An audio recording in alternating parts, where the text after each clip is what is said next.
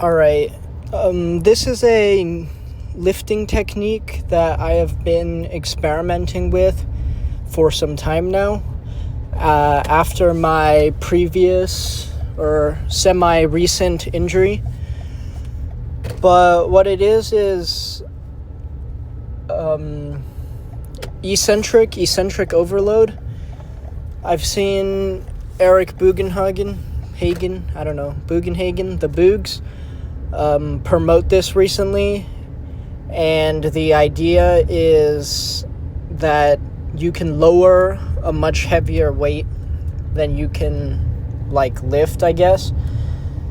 And obviously there's the whole weight releasers and stuff for barbell lifting, which could seem a bit gimmicky or inaccessible for most people, but I guess if you have as an extensive training history as the Boogs does, you maybe get a pass.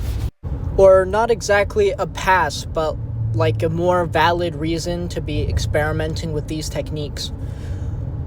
But I found it great for pistol squats or single leg squatting, actually, because you can lower your weight down, assuming you have the proper mobility and balance for it.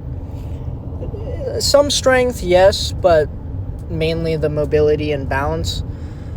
But by using this technique, you can put pistol squats or single leg squatting in a much more hypertrophic rep range, where you can do pistol squats to failure and then do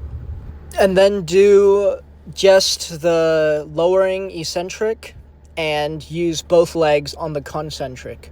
So you're really emphasizing this lowering portion of it. And usually when you do full range of motion single leg squatting, it's a pretty fast threshold, at least in my experience, for when you can't actually do the lifting or concentric portion of the lift anymore.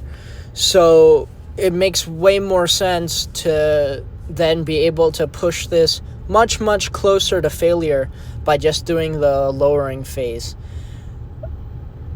I've been experimenting with this on flat ground, heel elevated, so I can get a little bit more upright posture, as well as doing it to a box, so the ROM or mobility demands isn't as high.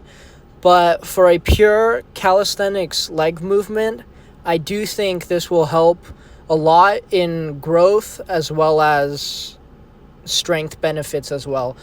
And that's over the balance and stability demands and benefit that's already built in.